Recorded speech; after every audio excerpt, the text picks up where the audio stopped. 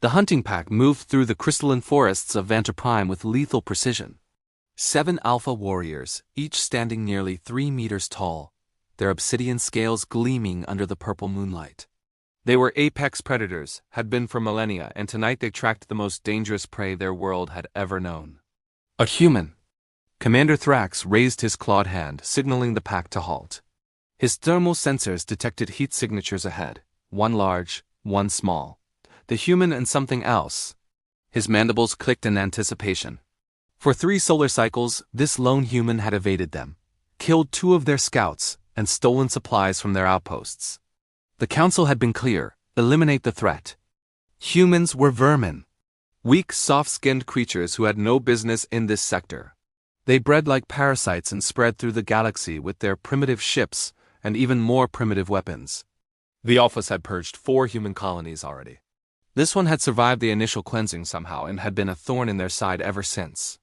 Surround the position, Thrax commanded through his neural link. No mercy.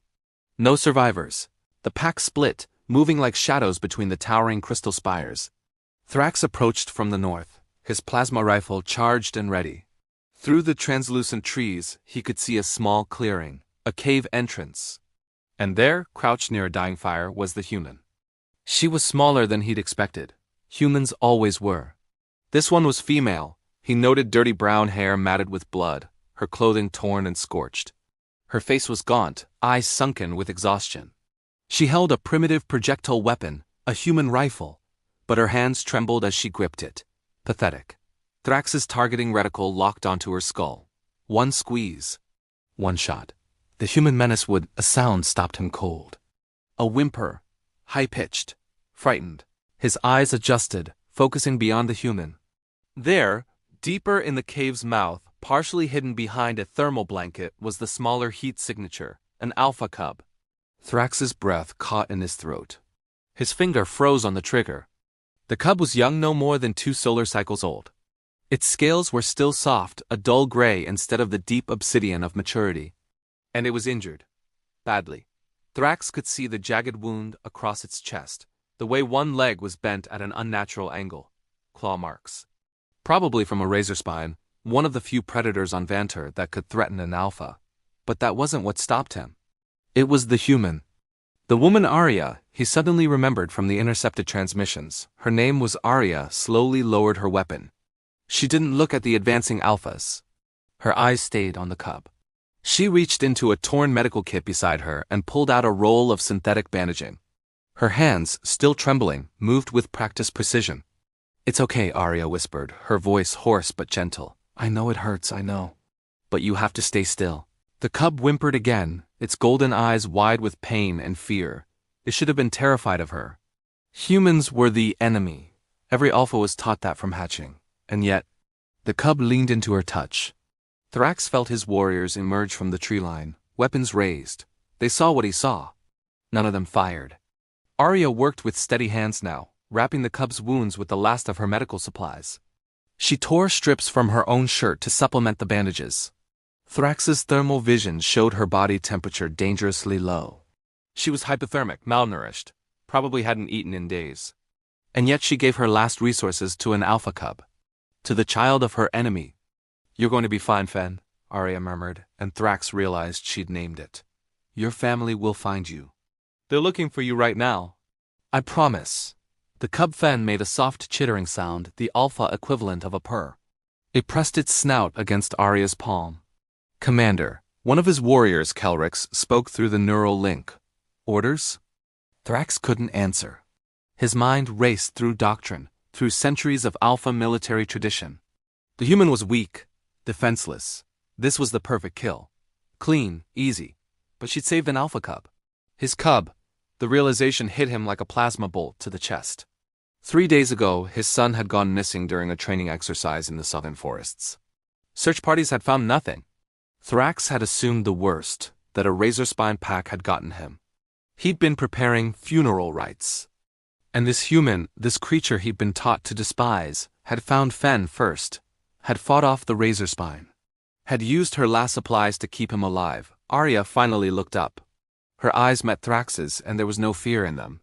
Only exhaustion, resignation. She'd known they were there all along. "He needs medicine," she said quietly. "Real medicine. Not this human junk. His leg is broken. The wounds are infected. If you don't get him to your healers in the next few hours. She didn't finish. She didn't need to. Thrax's rifle clattered to the ground. The sound echoed through the clearing like thunder. One by one, his warriors lowered their weapons. Thrax approached slowly, hands raised. Arya didn't move, didn't reach for her gun. She simply sat back, making room for him to reach his son. Fenn's eyes brightened when he saw his father. The cub chittered weakly. Thrax's hands trembled as he lifted his son into his arms. The bandaging was crude but effective. The bleeding had stopped. The wounds were clean. She'd done everything right. Why?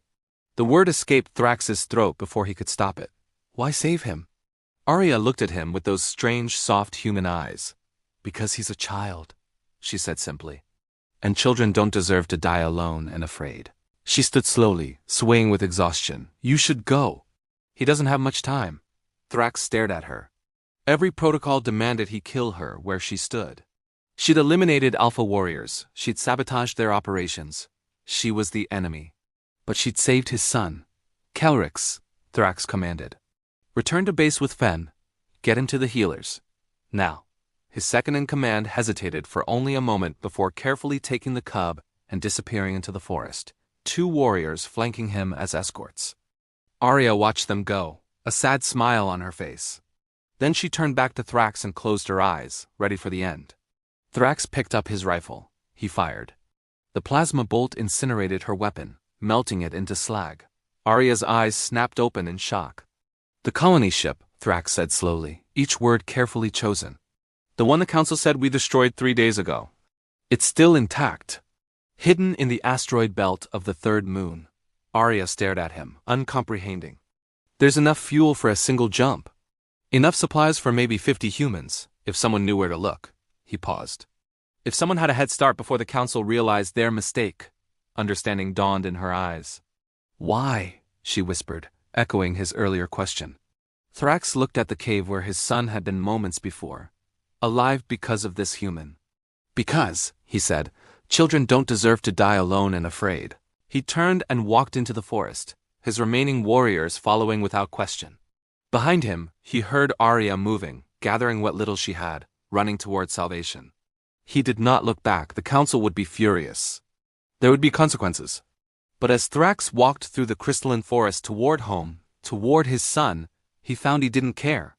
Some things, he realized, transcended war. Some things were simply right.